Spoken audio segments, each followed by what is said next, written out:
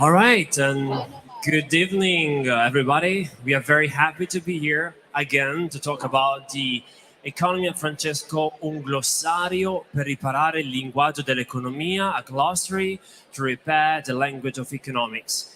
That's a book we are launching at the moment. In this book, there are 34 contributors from different countries, different stages of their careers. They all gravitate around the economy of Francesco, and they work, of course, on different fields connected to economics. Why did we want to do that? It's Stefano Rozzone, which is me, and Plinio Limata. We are the editors of this work, and we thought that it was interesting to prepare a publication in time for this important meeting we had here in Assisi with more than 1,000 participants.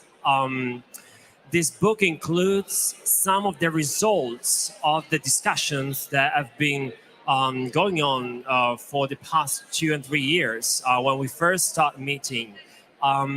Just a few piece of information to understand what's that about.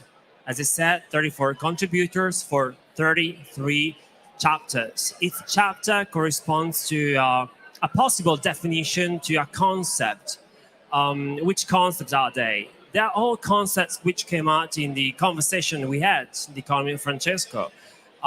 You can find words which are relevant in the field of economics, entrepreneur, value, but also words which are not common in this field that we think deserve to be included in the conversation, like vocation or agape. So we are very pleased to be here on this roundtable with some of the authors who were available after 3 wonderful long days. And yes, that's a very basic introduction, and I would be very happy to ask my fellow editor, Plinio Limata, to just say something about the relevance on an economic perspective that this book has. So Plinio. Okay, Stefano, thank you. Hi, everyone. So, as Stefano was saying, basically the idea was to, let's say, enlarge what are the terms and vocabulary and words that are being used in economics. And most of the time, we forget the fact that language can shape the words, right? Can shape realities. And the way we do approach things, we do approach the concept that we are dealing with in this book. It's something that has been inclusive in several ways. First of all, it brings with it a different anthropology, I would say. We're definitely far from the idea of homo economicus, let's say, right? And all the contribution here will prove it. At the same time, the history of economics as a, let's say, a subject that stands by itself without any contribution from other fields of research, I think is ending. We need multidisciplinarity and several people working on the same job, right? I mean, contributions are common as the goal of the common goods. So there's nothing that can be done by ourselves, being alone, but it's important to recognize always ourselves in a community, but most of all in relations. And relation means with human being, but also with nature. And with something else, I would say also, you know, sometimes. So it was just an attempt to give voice to the concept and, you know, the work of people that have been doing during these 3 years, and making a step forward without defining completely any concept, right? But it's much more a starting of a dialogue, we hope, where contribution can come and be mixed. Otherwise, there will be no way to enrich each other. Okay? Thank you, Stefano. I'll say to leave a space to our wonderful authors. Yeah, that's right. Now we're going to hear the voice from the authors. But before, I wanted to clarify that we said that there are 33 concepts, but there's one which covers them all, which is in fact included in the title.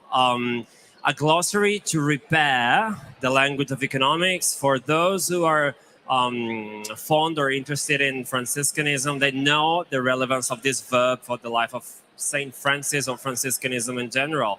We wanted to include that in the title because repair as a concept is particularly productive in our case. Repair not only recalls the message that Saint Francis heard in San Damiano and which triggers his revolution, I would say, in church and in culture.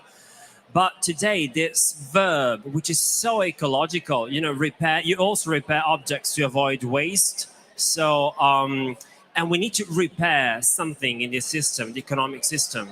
And there's also available verb because when you want to repair something, you don't need to start from scratch. That would be a little complicated and time consuming. Repair is to look at a situation and to focus on what doesn't work. So you fix some issues. So we've got a very complex economic system, and yeah, we cannot just change it, immediately or overall right here, right now, but we can definitely focus on some things. And which are these things? Well, I would be very happy to hear something from our authors, and you maybe please just introduce very briefly and tell us what is the concept that you work on. And I would start with our first author here. Please. Hi. Thank you, Plinio. Thank you, Stefano. First of all, I will try to do my best with my English, with my poor English. And I wrote about poverty, so my English is poor. I'm Cristian Varela from Argentina. I'm from University of Buenos Aires. So the first thing I wanted to talk about was that inequality as one of the structural causes of poverty. There is poverty because there is inequality. If economy is a cake and one person takes the 90% of this cake, the result is poverty for the others. The other thing I wanted to talk about was that the way that a community, a city, a society conceptualize poverty, it depends on the way that its society, its city, community, village conceptualize development. If my definition of development is unidimensional, for example, development is I want to maximize production, I want to maximize profit. Also, how I understand poverty will be a poor definition of poverty and an unidimensional definition of poverty, like the person who doesn't arrive to some money, and how can I say is to earn a certain amount of money, no? And it is now neutral because the way I conceptualize is the way I measure, and the way I measure is the public policies that I will do to resolve that phenomenon. But if development is a multidimensional factor, there are cultural factors, there are geographical, historical factors. Also, poverty take these factors. If we take into account complexity, also poverty will be a complexity phenomenon. And also, public policies must take into account that complexity. And then, as a result, we don't talk about poverty. We must talk about poverties. At the same time, we must talk about different cosmovision, different ways of understand development. This is the heart of what I have brought. If you want to read more, you can. Thank you. I think it's really important to understand the fact that how you conceptualize things influence the way you measure those, right? And this morning, I think that Pope Francis said something wonderful. Reality is more important than ideology. And this means to, be grounded, be in relation with the others, understand what are the different dimensions that are touched and shaped, but those elements that sometimes we do take for granted. Those elements that nowadays, for example, like mobile phone, right? We take for granted, right? And they're shaping our realities. And that's why I will ask you our wonderful author, to tell us about your contribution. Thank you. Thank you. Well, thank you very much. Thanks everyone for being here. I would like to thank of course to the editors for this exercise where we are thinking on if in this exercise of redefining the economy, um, we are taking a first step on trying to define these very important elements of that economy and before we move forward as it was said before. So in the case of technology, uh, one thing that might say think about is to recall that technology is a tool that is extending the possibilities of humans, and in that sense reminding us that technology is then just a mean and not an end, right? I mean that is gonna improve the way things are being performed in the workplace. I mean that can improve the way we communicate with each other, but definitely not but definitely something that we as humans need to be or keep being in control of, right? So, um, in another way, this essay is also a call to us as humans keep the control of what we do with technology and where we are directing technology, right? Uh, One thing that I also mentioned in the essay is the fact that nowadays we have with automation something that is called the so-so technologies, right? Or so-so automation. That is this fact that when we produce a new or we automate a new task, well, on the one hand, face we are displacing some workers that were previously performing that task, and at the same time, we are improving or creating potentially new tasks that are gonna bring some productivity gains to the economy. Whether these two, which one of these two is larger, is gonna define the disruptions and all the pain that the technology is gonna suffer in the meantime. Nowadays, it's very easy to get into this frenzy of creating new automating technologies.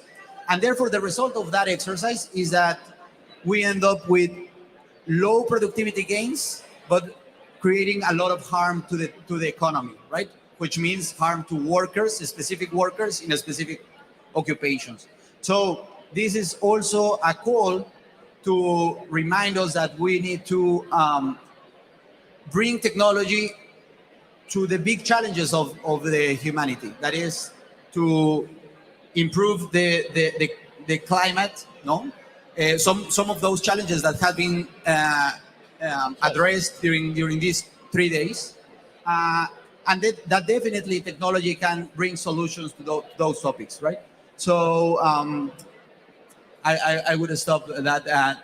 Once again, this essay is trying to remind us technology is a tool, is a mean that the humans needs to keep the direction of that tool. Right? Thanks, Vladimir. Thanks a lot. Well, I was touched by a word that you used, displacing people, actually. Not in, in the territory, but sometimes also in other realities, I will say. You know? And this means that you're breaking what are the connections sometimes that have been letting people grow in their environments. An environment that sometimes is not just the family, but it's the entire community, right? A word that sometimes we forget. And that's why I would like to ask Sofia what a community is. Yeah. Thank you, Plinio. Thank you, Stefano, and everyone.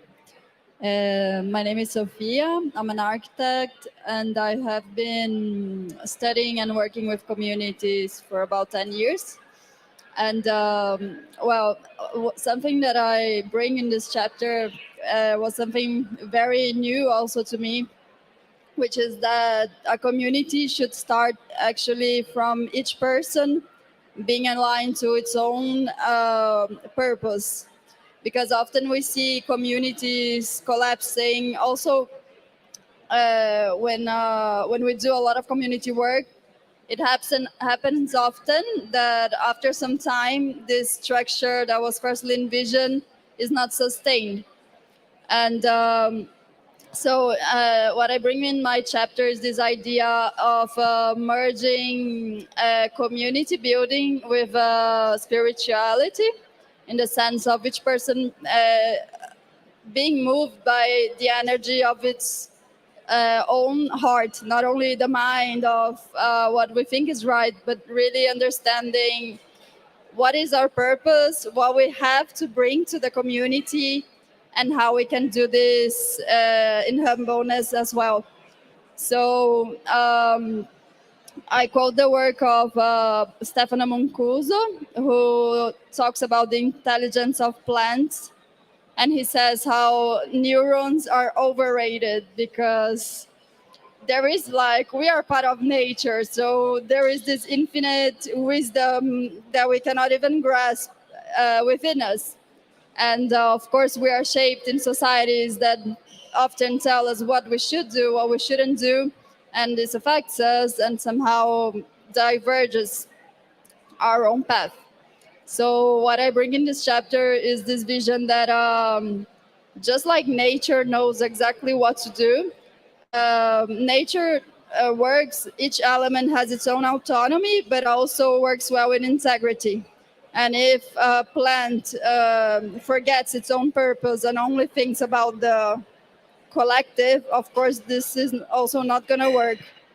So it was really interesting to write this chapter and really have this feeling of, okay, there's something that it's not obvious when we talk about communities, and for me this is really the main point. So thank you. Thank you, Sophia. Thank you. So, let's say that we need to cure our wounds that we're wounded, right? The relation between ourselves and nature sometimes is totally broken. We do not recognize ourselves as part of ecosystem. We don't know what's our place, and sometimes we do carry on actions that are damaging us and the others, even though we take for granted what's around us, right? And that's why, as Sophia was saying, we need to, I would say, sustain each other and sustain each other in a sustainable way. It means giving importance to other dimensions that till now have been forgotten sometimes, And that's why, Juan, what is sustainability? Well, I'm gonna think. I'm gonna divide it in two parts. So I'm gonna return to the idea of reality is bigger than ideas, than ideology. So first, let's go to the ideas. What is the idea behind sustainability? So if we go to the ideas, the ideology, the definition of the academy, we will find first problem is that we have over 100 different definitions of sustainability. So one problem. The second thing is that to see what those definitions mostly in common is that it will have a multidimensional way of approach to sustainability, which is economic, environment, and social areas. And the second one is that usually now in the recent definitions, we always talk about development also, like is sustainable development, like is like one word. So thinking about this concept, the other question was semantically what it actually means. And development means build, create, and sustainability means sustain. So the question was, okay, what do we want to build to sustain? So to answer this question, which is the guideline of the definition that we are proposing here, I went from the idea to the action, to the reality. And so thinking about the entrepreneurs who are doing sustainability, the question was why? Why are you willing to sacrifice yourself, your earnings, your energy to give time to, for example, take care not only to one person but only to the environment and to give to others? What's behind you?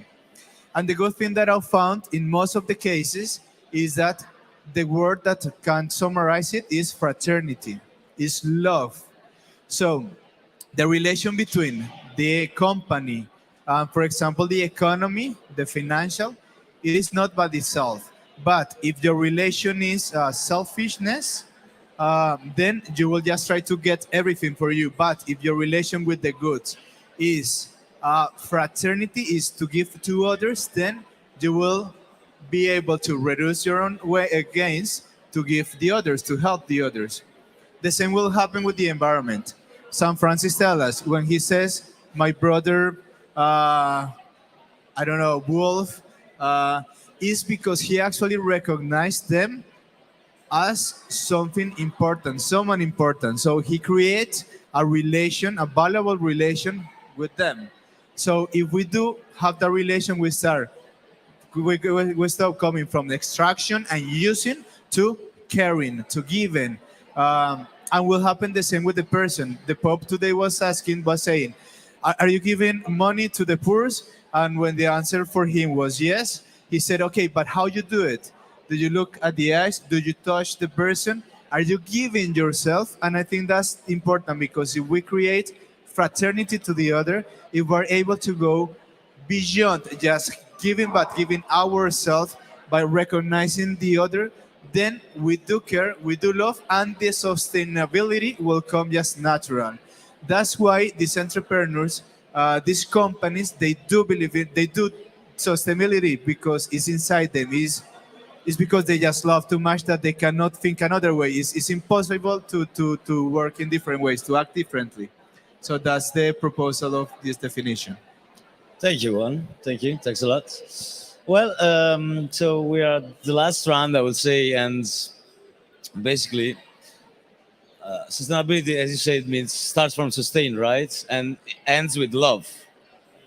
And the example you made about St. Francis and the wolf, I think it's quite good because I mean, it gives you the example of someone that recognized something else that was outside the picture, and suddenly comes into the picture as part of your being, of your family, of your relations. And this means that you have to open the door, right? There's place for everyone. There's a role for everyone. As Sophia was saying, communities. Otherwise, we'll be lost and we'll experience poverties. But this means to be inclusive, right, Ian? Yes. Please. Yeah. For me, I wrote this chapter because, yeah, it is based on my own experience. I think, like what this Economy of Francesco event has done. I think it's amazing.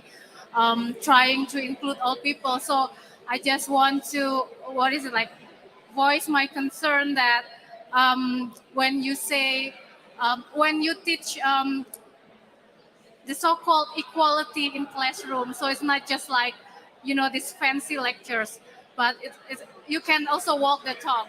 Can you practice what you preach? Because for me, minority representation matters. And yeah, I think we cannot go forward to leave no one behind without being diverse. And I think it's great to have this open conversation. I also wrote about this like issue about Black Lives Matter, why it happens, and for me I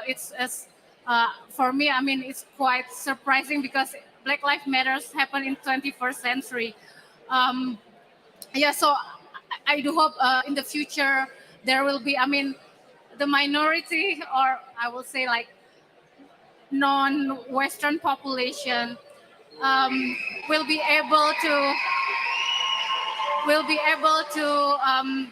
voice our concern, to be more represented in the leadership, in every opportunity. So that's what I mean with inclusivity. Yeah. Well, thanks, Diane, and thanks to all the authors here. Did you want to add anything, Diane? No. No. Okay, that's okay. Well, you see different profiles, different ideas, different perspectives, different origins and stories, but all connected to one single vision, which is that of the economy of Francesco. Just a couple of few words To conclude, make sure that if you get the book, you use it to produce knowledge, cite it, just use the works and the ideas of our authors to write your own papers. Maybe based on these ideas, you will find a lot of notes and bibliography, so you can support your own research with theory and practices which somebody else has already experimented and discussed. So buy it, put it on your bedside table. Don't read it in one go, but maybe jump here and there in relation to what you need. Whenever you feel depressed, take this up. I promise this will be affirmative, positive, and inspiring. Because as much as the world seems to tell us, especially to young people, that we live in such a crisis and it seems that there's no way out, that's not true. That's the proof that we can look ahead, that we can make a change and make the difference. Let's learn all together to learn to use the new language for the economics, and join us, send us feedback, and yeah, get the book. And thanks to the authors, and to also the authors who could not be here today.